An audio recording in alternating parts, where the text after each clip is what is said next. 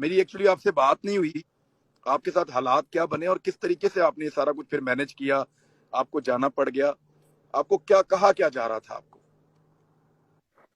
دیکھیں عمران بھائی، levels of harassment ہوتے ہیں، ڈفرنٹ لیول آف ہراسمنٹ ہیں. پہلے فون آئے گا کہ یہ ٹویٹ ڈیلیٹ کر دو، آپ یہ سب کچھ فیس کرتے رہتے ہیں.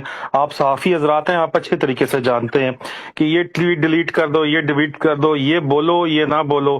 اس کے بعد لوگ آپ کو وزٹ کرتے ہیں، آ کے آپ کے پاس آ کے بیٹھ جاتے ہیں کہ سر آپ یہ غلط کر رہے ہیں، یہ مت بولیں، اس کو اس طرح بولیں. اس کے بعد پھر آپ کو مختلف دفتروں میں بلایا جانا شروع کر دیا جاتا ہے. لیولز آف ہراسمنٹ انکریز کیے جاتے ہیں آپ کی ریزالو کو دیکھتے ہوئے. اگر آپ باز نہیں آ رہے تو باز تو عمران بھائی میں تو اور آپ جو ہے ہم حق سچ کی لڑائی لڑ رہے ہیں. اور میری تو آپ کو بھی آپ کے ماں باپ نے یہی سکھایا ہے، اور میری ماں جو ہے، والد صاحب کی تو 95 میں وفات ہو گئی تھی، میری ماں تو جو ہے وہ آرڈنٹ سپورٹر ہے حق اور سچ کی.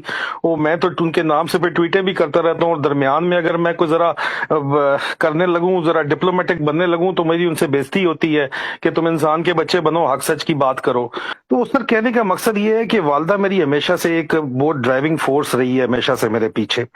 تو یہ جب معاملات یہ جب خراب ہوئے بہت زیادہ، تو یہاں پہ بھی میں نے اپنی والدہ کو بتایا کہ مجھے بہت زیادہ تنگ کیا جا رہا ہے، پریشرائز کیا جا رہا ہے. میں ابھی عمران خان کو سپورٹ کرنے کے چکر میں، اور خان صاحب سے میرا ایک پرانا دلی رشتہ ہے، ان کی شوکت خانم کی فنڈنگ سے میرا ان کے ساتھ تعلق ہے. ہم کچھ 3-4 دوست ہیں جو ساری عمر ان کے ساتھ رہے، آج دن تک جو ہے ان کے قریب رہے ہیں. تو ایک ہمارا تعلق ان کے ساتھ دلی تعلق بھی ہے، اور دوسرا کون نہیں چاہتا کہ یار یہ روٹن سسٹم، یہ سٹنکنگ روٹنگ سسٹم سے ہماری جان چھٹے. ٹھیک ہے، کانسٹیٹیوشنل سپرمیسی ہو، ہم بنانا ریپبلک بن گئے ہیں، کوئی ہماری بھی عزت ہو. وہ عزت پہلی دفعہ سر میں انٹرنیشنل ٹریولر ہوں اپنی بیگم کی وجہ سے بھی، تو پہلی دفعہ مجھے عزت وہ فیل ہوئی جس وقت عمران خان آیا، پرائم منسٹر بنا. مجھے واقعی وہ میں گرین پاسپورٹ ہے، میں پاکستانی نیشنل، میرے پاس نیشنلٹی نہیں ہے باہر کی. میں نے جب وہ رکھتا تھا میں باہر کے ایئرپورٹس پہ جا کے، تو پہلی دفعہ یو کے پاسپورٹ امیگریشن آفیسر مجھے ابھی بھی یاد ہے، اس نے مجھے روک کے پوچھا کہ so now Imran Khan is your prime minister, what do you think of him؟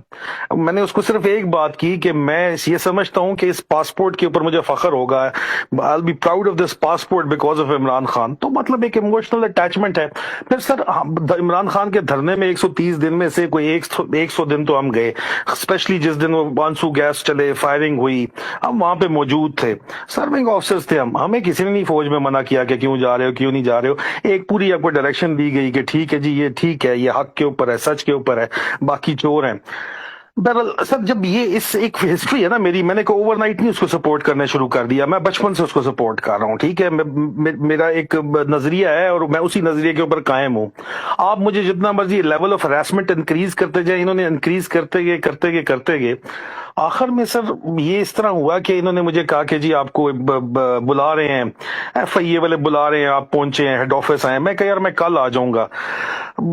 اس طرح کی بات چیت جب چل رہی تھی تو رات کے وقت یہ پہنچ گئے جی گھر کے اوپر باہر، گن مین سادہ کپڑوں کے اندر، کوئی انہوں نے وہ وردی شردی نہیں پہنی ہوئی تھی. گن مینز جو ہیں 4 گن مین سے 2 ڈالے لے کے، ایک ڈالا تھا ایک کار تھی، یہ لے کے پہنچ گئے. اور رات کو 1:30 بجے انہوں نے دروازے بیلیں مارنا شروع کر دی. اندر کیمرے سے مجھے نظر آ گیا کہ کیا ہے، میں سلسلہ بھی سمجھ رہا تھا کہ کیوں مجھے بلا رہے ہیں، کدھر بلا رہے ہیں. بہرحال میں نے تو اس وقت میں نے خاموشی جو ہے وہ میں نے بہتر سمجھی، کوئی وارنٹ نہیں، کوئی کچھ نہیں، ٹوٹل بدماشی. میری والدہ نے جا کے ان کو کنفرنٹ کیا کہ میں یہاں پہ اکیلی عورت ہوں، انہوں نے کہا، اور میری بھانجیاں میرے بہن اور بنوئی گئے ہوئے عمرے کے اوپر، ان کی بیٹیاں اور بیٹا رہ رہے تھے ساتھ ہمارے گھر پہ. تو انہوں نے کہا جی میں نہیں دروازہ کھولتی، میں اکیلی عورت ہوں. تو ان کے ساتھ کافی منہ ماری ہوئی ان کی. وہ میرے خیال میں نے جو ہے ویڈیو عمران بھائی آپ کو بھیجی ہے. تو اس کے بعد یہ چلے گئے. اچھا اگلے دن میں چلا گیا اپنے جی ایچ کیو چلا گیا. میں نے کہا جی میرے ساتھ یہ ہو رہا ہے، یہ زیادتی ہو رہی ہے. خیر وہاں پہ مجھے تسلی دی گئی کہ ڈونٹ وری، ہم دیکھ لیں گے، ہم سب کچھ کر لیں گے. لیکن سر اگلی رات پھر یہ ایف آئی اے کی وردی میں ایک بندہ آ گیا اور ساتھ ان کے گن مین آ گئے. اچھا مجھے اندازہ تھا کہ یہ دوبارہ آئیں گے، تو وی ور ریڈی، ہمارے گارڈز ریڈی تھے، میرے گارڈز ریڈی تھے. بیسیکلی میں بزنس کرتا ہوں، میں ڈی ایچ اے کا لینڈ پرووائڈر ہوں، اس لیے میرے پاکستان میں بہت زیادہ میرا ٹائم گزرتا ہے. میں ڈی ایچ اے کے لیے کام کرتا ہوں، تو میری اس سلسلے کے اندر گارڈز وغیرہ میرے پاس کافی ہوتے ہیں. تو میرے گارڈ سیدھے ہو گئے، ان کو اوور پاور. میری والدہ آ گئی، محلے کی خواتین آ گئی، انہوں نے باتیں سنائی کہ کوئی وارنٹ دکھا دو. نے کہا جی ہم نے گھر کی تلاشی لینی ہے، اور میجر عادل کو لے کے جانا ہے، میجر بھی نہیں عادل کو لے کے جانا ہے. وردی میں افسر تھا ایف آئی اے کا. میں نے کہا یار میری والدہ نے کہا کہ تمہارے پاس اگر کوئی وارنٹ ہے تو دکھا دو, کوئی اریسٹ وارنٹ ہے تو دکھا دو, کوئی سرچ وارنٹ ہے تو دکھا دو. کہتے جی کچھ بھی نہیں ہے, ہمیں آرڈر ہے, بس ہم نے اس کو لے کے جانا ہے. ابھی یہ درمیان میں سچویشن ایسی بن گئی کہ ادھر سے بھی گن مین ادھر سے بھی گن مین. تو سر انہی کے اندر سے محکمے سے مجھے پتا چلا کہ سر 8 ڈبل کیبنز آ رہی ہیں, ہر ڈبل کیبن میں 4 بندے بیٹھے ہوئے ہیں, اور آرڈر یہ ہے کہ کم وقت میں آپ کو اٹھانا ہے, آپ کا موبائل لینا ہے, اس کی سکیننگ کرنی ہے, اس میں ڈالیں گے کچھ نہ کچھ, آپ پہ ٹریزن کا چارج کوئی نہ کوئی چارج ڈال کے آپ کو بند کرنے کے پکے آرڈرز ہیں. اگر آپ نکل سکتے ہیں تو نکل جائیں, نہیں تو آپ کا بچنا ناممکن ہے. اللہ جانتا ہے سر میں کس طرح نکلا ہوں. میں پچھلے ٹیرس کے ساتھ کود کے, پچھلی والی سائڈ کے ساتھ میں فرنٹ کے اوپر یہ رولا گولا چل رہا تھا, کوئی کرالنگ کرتا ہوا پچھلے لان سے میں نکلا ہوں, وہ پراپر کمانڈو ایکشن کر کے. پیچھے جو ہے وہاں پہ میری گراج کے اندر میری گاڑی کھڑی ہوئی تھی, وہ میں نے نکالی اور میں اسلام آباد چلا گیا. موبائلز میں نے پکے آف کر دیے. اسی وقت میری بیگم کو فون میری والدہ نے کیا کہ جی یہ حالات چل رہے ہیں. بلکہ جب یہ آئے ہیں تو میں اپنی بیگم سے بات کر رہا تھا, اور میں نے جو ہی ان کو دیکھا اندر سے کیمرے میں کہ وردی والے ہیں, ایف آئی اے کی وردی والے ہیں, تو میں نے بیگم کو کہا کہ ایف آئی اے والے پھر آ گئے ہیں. میں نے فون بند کر دیا اپنے, مجھے پتا تھا. والدہ میری تراویح پڑھنے گئی ہوئی تھی مسجد میں, اور وہ بھی پیچھے ان کو دیکھ کے گاڑیاں, اس وقت تراویح ختم ہو رہی تھی تو یہ واپس آ گئیں, اور انہوں نے ان کو بلایا. وہ ویڈیو بھی میں نے شیئر کی ہے جی, میری مسز نے بھی شیئر کی ہے. ابھی سر اس وقت سچویشن یہ تھی کہ مجھے ان کے اندر سے بتا دیا گیا تھا کہ انہوں نے چھوڑنا آپ کو نہیں ہے, آپ کے اوپر انہوں نے ڈالنا ہی ڈالنا ہے کچھ نہ کچھ. اگر آپ نکل سکتے ہو تو نکل جاؤ. ویسے سر روٹین میں نے 28 تاریخ کو یو کے آنا تھا, سعودی ایئر سے میری فلائٹ بک تھی, اور بڑی کمفرٹیبل میں نے آنا تھا اس کے اندر.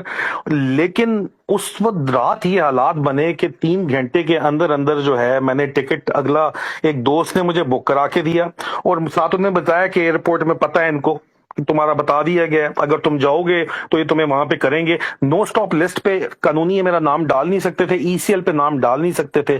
سر اندر سے ہی بھائیوں نے میری مدد کی, ایف آئی اے کے اندر سے ہی بھائیوں نے, میرے اپنے بھائیوں نے میری مدد کی, اور مجھے نکالا سر وہاں سے.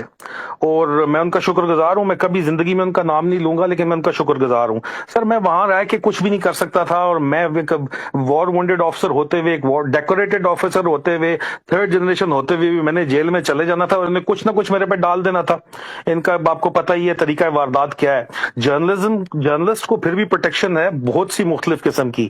I am not a journalist, تو مجھے وہ والی پروٹیکشن تو ہے نہیں, اور جو لیول آف تھریٹ ہے وہ اتنی چیزیں سیریس ہو رہی تھیں.